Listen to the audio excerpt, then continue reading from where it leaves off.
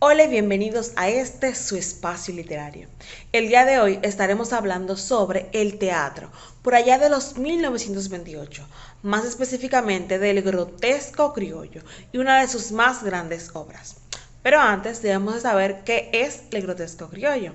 Bueno, no es más que un subgénero dramático cultivado en Argentina y también en Uruguay.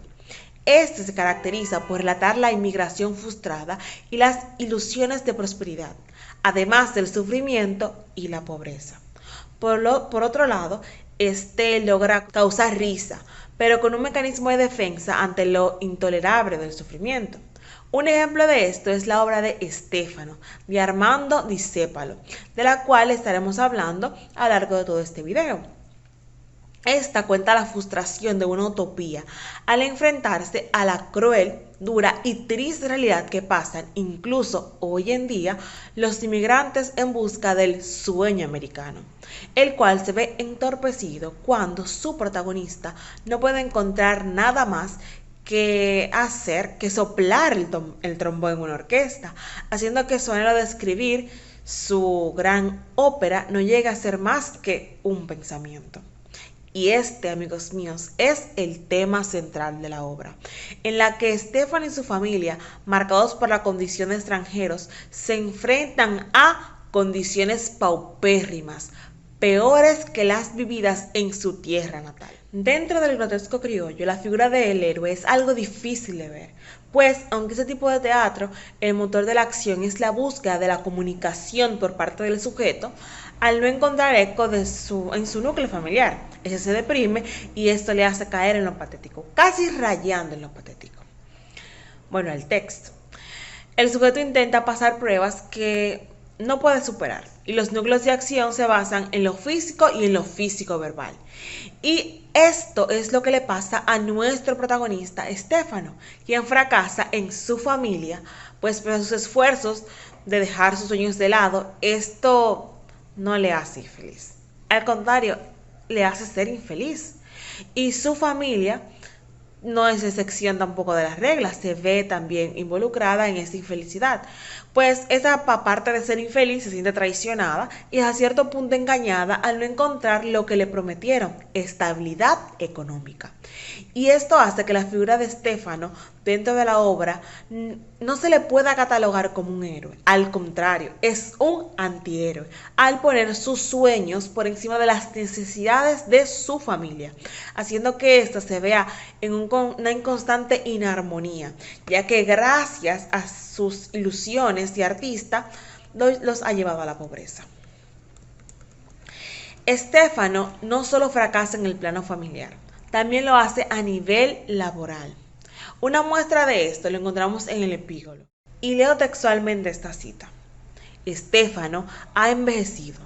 Los sufrimientos son años. Sonríe sin luz en los ojos. No piensa ya en el porvenir y está absurdamente alegre. Canta sin tono su obsesión. Con el pasar del tiempo, su decadencia física es más que evidente. Esto hace que se vaya perdiendo su personalidad. Si bien es cierto que la trama gira en torno al protagonista Estéfano, en la obra aparecen otros personajes como su esposa Margarita, sus tres hijos Esteban de 20, Lañeca de 18 y Radamés de 16, además de sus padres Don Alfonso de 80 años y María Rosa de 75. En la escena también encontramos otro personaje, Pastor, de unos 40 años aproximadamente. Cabe destacar que este no forma parte del seno familiar. Cada personaje tiene características únicas. Por ejemplo, don Alfonso, el esposo de María, padre de Estéfano y abuelo de Esteban, Radamés y Lañeca, en la obra se le describe como una persona delgada. De hecho, se dice que es de poca talla, ya imaginamos lo delgado que era. Por otra parte, María Rosa es magra. Dice que tiene un mentón agudo, una nariz curva y una boca blanda, ojos pequeños, negros y vivaces. Pero también se dice que tiene el cabello gris y algo sucio, y podemos imaginarnos por la edad que tiene, que son 75 años. Estéfano, por el contrario, nuestro protagonista es alto, fornido, pero en plena decadencia física. Eso lo deja bastante claro el autor. y dice que tiene las mejillas flácidas y el cuello flaco. Su esposa, por su parte, Margarita, Discépolo la describe como una mujer desarreglada. De hecho, dice que anda despeinada, mal vestida, afanada y deshecha por el trajín casero. Pese a esto, el autor destaca que en el pasado debió haber sido bellísima. Dentro del núcleo familiar se mencionan 3 hijos. El mayor de estos es Esteban, que se dice que era buen mozo de un cutis marfileño. Mientras que Radamés era narigón, boca grande y sensual. Dice que tenía el pelo duro y corto. Por otra parte, la pequeña de los hermanos, Ñeca, era una joven delgaducha, pálida, fina, de ojos inquietos y una mirada ansiosa. Dice que también tenía la frente blanca y tersa, el cabello lacio. Y dice que tenía una linda boca por el contineo, pero lloriqueaba mucho, era bastante llorona. Otro de los personajes es Pastor. Dice que es pequeño, cabezón, de ojos azules, inexpresivos, muy separados. Dice para lo que usa el cabello a lo Humberto y el bigote a la americana.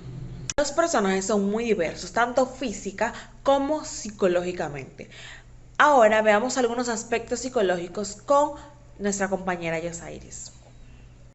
Ok, analizando los aspectos psicológicos presentes en esta obra, encontramos a un personaje como Don Alfonso, que se mostraba enojado por la situación y esto le provocaba un conflicto interno entre el reclamar a su hijo por la situación que estaban pasando y el querer a su hijo. Eso lo podemos ver en una frase presente donde se dice: yo no tengo la culpa de estar acá. Usted ha querido seguir a su hijo predilecto. Ahí tiene su hijo, se los regalo. A todos se los regalo. Haciendo referencia a que estaba muy enojado por la situación de hambruna que estaban pasando. María Rosa, quien era una mujer terca y que se mostraba con un sufrimiento extremo, tanto que a veces lo simulaba. Y un ejemplo de eso es cuando textualmente dice: cuando anda simula sufrir y al quejarse con un rictus igual no emociona. Otro personaje importante es Ñeca, quien posee un conflicto interno que se exterioriza hacia los demás. Por ejemplo, en la parte que dice: Ñeca está llorando en la cocina porque no cenó. Por otro lado, tenemos un personaje como Radamés, quien era muy inexpresivo y enfrenta los problemas por sí solo. Esto lo dice textualmente cuando menciona: es inexpresivo, su voz robusta no tiene modulaciones. También tenemos a Margarita, una mujer con sentimientos suprimidos y que ya no tenía esperanza. Esto lo vemos cuando se dice: o su carácter se ha roto, y así como se salta, manotea y grita, se enerva, llora y decae. Por último tenemos a Estefano, el personaje más importante, quien se concentra en aquello que no logró en la vida y por eso se frustra y queda estancado en la idea de algo que no pudo ser. Por eso tiene un alto grado de infelicidad. Ya conociendo esas características de la obra que pertenecía al grotesco criollo, sus personajes, características, aspectos psicológicos, Penélope, ¿cuál tú opinas que es el contexto social del que parte la obra y que de una manera u otra se refleja en la misma, y también el lenguaje utilizado en esta? Para referirnos al contexto social dentro de la obra, debemos citar a la autora Claudia Lenoir, la cual expone que a partir del año de 1853 y sobre los postulados de Sarmiento y Alberdi y el lema de gobernar es poblar, se inició en Argentina la transición hacia una sociedad industrial que requería como primera condición la promoción de inmigración masiva. Para el proyecto liberal, el gobernar es poblar debía ser el trasplante a la Argentina de pedazos de civilización de los países más adelantados de la Europa occidental. Pero en cambio al país vinieron campesinos y artesanos de las zonas meridionales más empobrecidas. Mientras seguían llegando multitudes de inmigrantes, con el engaño del señuelo de la riqueza, los salarios no cubrían las necesidades y la desocupación se generalizaba, Los sectores de la oligarquía terrateniente e industrial impulsaban con mayores bríos para su provecho personal la política inmigratoria. Entre los años de 1916 hasta 1930 se viven en Argentina los años irigoyenistas, es decir, este era un movimiento o una corriente ideológica dentro del radicalismo argentino guiado por la orientación política del gobierno de Irigoyen, en los que la crisis político-social causada por los problemas económicos comienza a manifestarse en sangrientos encuentros. Estos acontecimientos marcan el fracaso del proyecto liberal que define la política argentina durante las 3 primeras décadas del siglo. En este contexto se produce en el ámbito teatral el apogeo del sainete criollo y la gestación, y a partir del año 1920 es denominado como el grotesco criollo.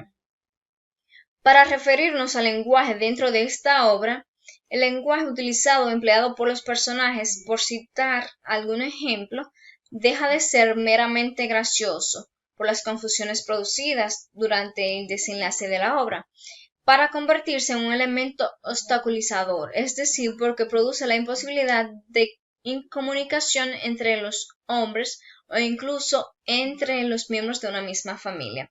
Es importante también señalar que tampoco deja de generar gracia, pero ésta se ve teñida por la angustia y la desesperación que produce la incomprensión y la incomprensión.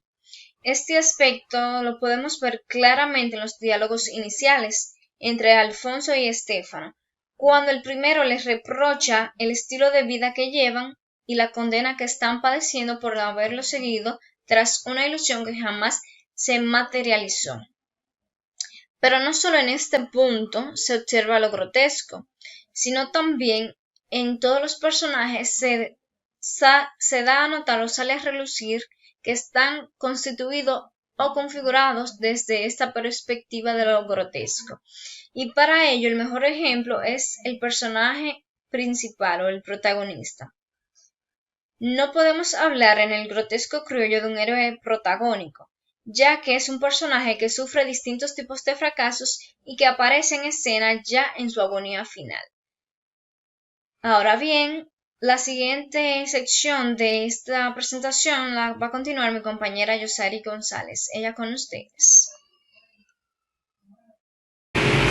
En cuanto al aspecto ficcional de la obra, lo podemos relacionar con los acontecimientos de las descripciones presentadas. Entonces podemos decir que es verosímil, ya que va estrechamente relacionado con la situación de los inmigrantes que llegaron a Argentina a principios del siglo XX y que se encontraron con la pobreza y el fracaso, lo que influenció tanto en su vida que la convierte en una vida miserable, por esta forma de decirlo. Esas condiciones se identifican en toda la obra. Un ejemplo de esto es cuando Ñeca dice: sin comer tantos días, sin comer casi. También parte de esta parte verosímil que podemos identificar en la obra es la mención de personas de la realidad en la historia. Por ejemplo, la relación establecida en el texto con respecto a Verdi, un músico muy reconocido. Esto lo vemos en el fragmento de papá, alégrese, yo voy a ser un gran músico. Sí, papá, un músico célebre como Verdi. En definitiva, la obra Estéfano de Armando Discépolo entra en la parte del grotesco criollo, ya que el mismo es un subgénero dramático cultivado en la Argentina que se caracteriza por relatar la inmigración frustrada y las ilusiones de alcanzar un sueño o de prosperidad que al final no se logran debido a la pobreza. Aspectos que son muy notables en la obra Estéfano.